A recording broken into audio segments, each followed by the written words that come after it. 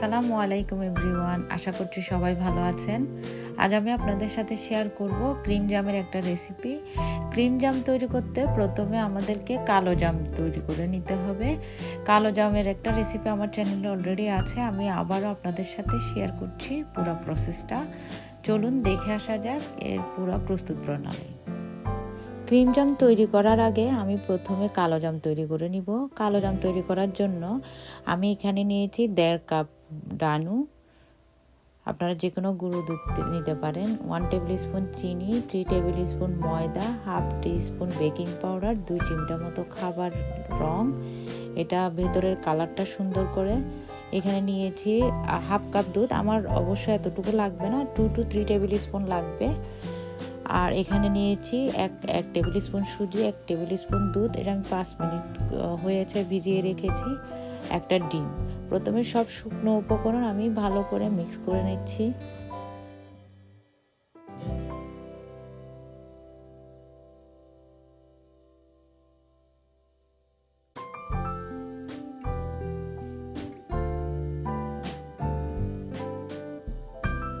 এখন আমি এখানে দিয়ে দিচ্ছি দুধ এবং সুজির মিশ্রণ, একটু নেড়ে চেড়ে নিচ্ছি। এটা দেওয়ার পর আমি ডিমটা দিয়ে দিব এবং এর সাথে আমি আরও দিয়ে দিব 1 টেবিল স্পুন ঘি। এইগুলা দিয়ে আমি প্রথমে মিক্স করে দেখব কতটুকু দুধ লাগে, দুধটা আমি পরে অ্যাড করব।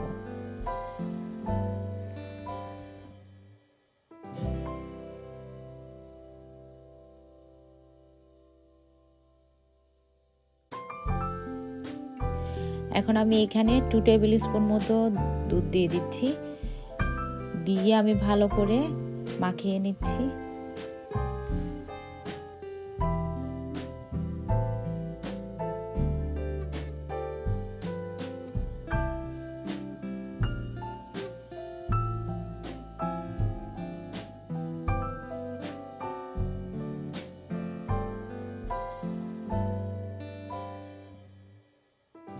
মাখানো শেষ, আমি আর কোনো দুধ ইউজ করিনি, আমার জাস্ট 2 টেবিল স্পুন মতোই দুধ লেগেছে।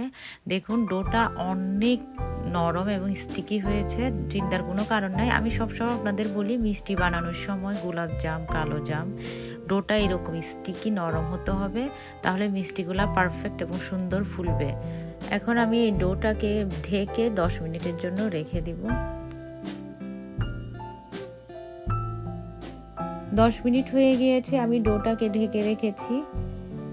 এখন আমি মিষ্টিগুলা বানিয়ে ফেলবো। বানানোর আগে হাতে আমি একটু ঘি মাখিয়ে নিচ্ছি। এখন আমি মিষ্টিগুলা লম্বাটে আর আকারের করে একটু বড় সাইজের করে বানাবো, যে যে সাইজ লাইক করেন। দেখুন এটা কতটা শক্ত হয়ে গিয়েছে, অনেক স্টিকি ছিল। 10 মিনিট রাখার পর একটু শক্ত হয়ে গিয়েছে। এখন আমি লম্বাটে সাইজের কালো জামের মতো করে বানিয়ে নিচ্ছি। একটু বড় করে বানাচ্ছি, আপনারা চাইলে একটু ছোট করে বানাতে পারেন।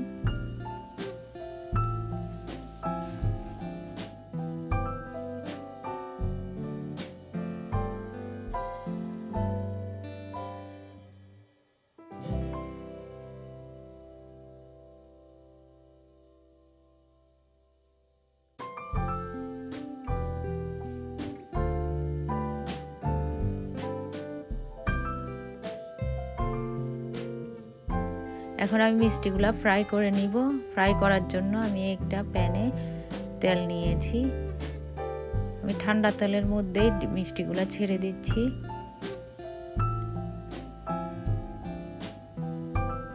এইভাবে করে আপনাদের ভাজতে হবে গরম তেলে, বা হালকা গরম তেলেও ভাজার দরকার নাই। ঠান্ডা তেলে মিষ্টিগুলো সরাসরি দিয়ে চুলার আঁচ আপনারা মিডিয়াম টু লো রাখবেন।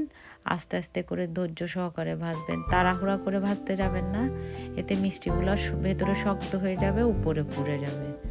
আমার এক একটা ব্যাচ ভাজতে লাগে হচ্ছে 18 থেকে 20 মিনিট।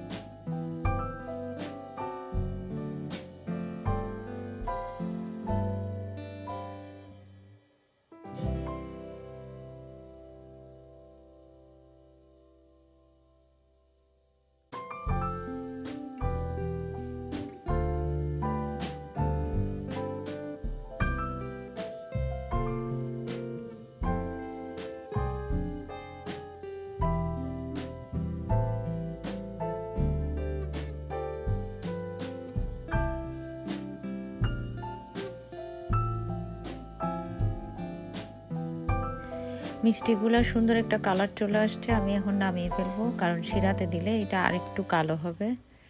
এখন আমি সবগুলা মিষ্টি নামিয়ে ফেলছি। এখন আমি শিরা রেডি করছি। শিরা রেডি করার জন্য আমি একটা প্যানে প্রথমে 3 কাপ চিনি, 6 কাপ পানি নিয়ে নিচ্ছি এবং এর মধ্যে দিয়ে দিব 3টা এলাচ। এটা আমি নেড়ে চেড়ে একটু চিনিগুলো মিশে গেলে ঢেকে একটা বলক আসা পর্যন্ত ওয়েট করব, ঘন করব না।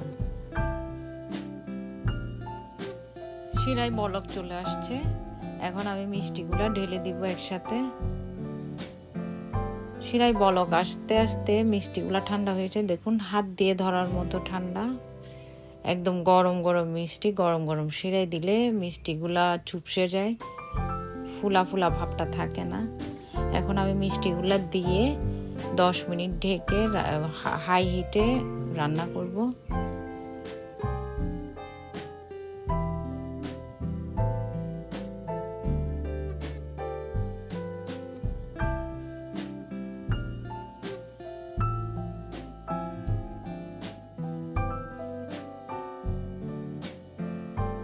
দশ মিনিট হয়ে গিয়েছে, এখন আমি চুলার আঁচ বন্ধ করে দিচ্ছি। দেখুন কালার সামান্য চেঞ্জ হয়েছে, মিষ্টিগুলো আর একটু ফুলেছে। এখন আমি এটা এভাবে ঢেকে ঠান্ডা হওয়ার জন্য ওয়েট করব।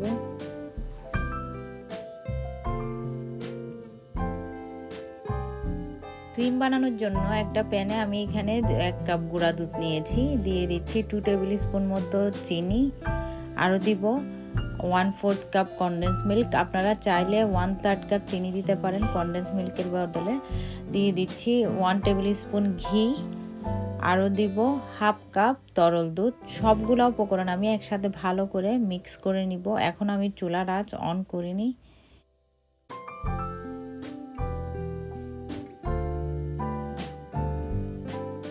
মিক্স করা হয়ে গিয়েছে, এখন আমি চুলার আঁচ ধরিয়ে দিচ্ছি। একদম লো হিটে এটা আমি অনবরত নাড়তে থাকবো এবং রান্না করে নিব।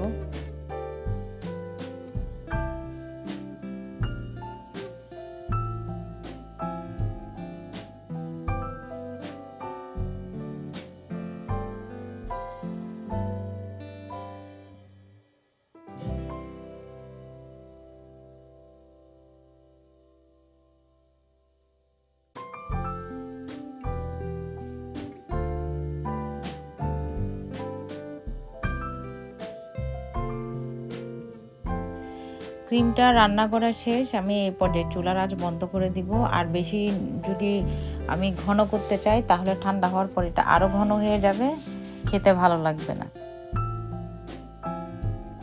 ক্রিমটা ঠান্ডা হওয়ার পর আমি এরকম একটা জিপলক ব্যাগে ঢুকিয়ে নিয়েছি। এখন আমি মিষ্টিগুলা মাছ বরাবর কেটে নিব। আমি এখন শিরা থেকে মিষ্টি তুলে নিচ্ছি। মিষ্টিগুলো একদম ঠান্ডা হয়ে গিয়েছে। শিরা থেকে মিষ্টি তুলে একটা ধারালো ছুরির সাহায্যে আমি মাছ বরাবর কেটে নিব। এভাবে কেটে নিচ্ছি, একদম মাছ বরাবর করে কেটে ভালো করে কেটে নিচ্ছি আমি। দেখুন এখন আমি ক্রিমটা জিপলক ব্যাগে ঢুকিয়েছি, সেটার মুখটা সামান্য করে কেটে নিয়েছি। এইভাবে একটু করে ফাঁক করে আমি দিয়ে দিচ্ছি। একটু করে মুখটা ওপেন করে মিষ্টির কাটা অংশে এভাবে দিয়ে দিবেন। যেহেতু ঘরে বানানো ক্রিম আমি একটু বেশি করে দিচ্ছি।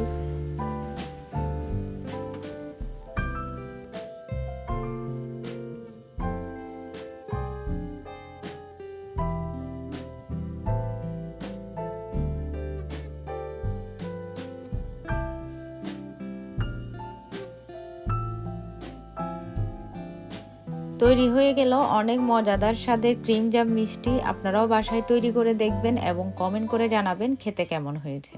ধন্যবাদ এতক্ষণ সাথে থাকার জন্য।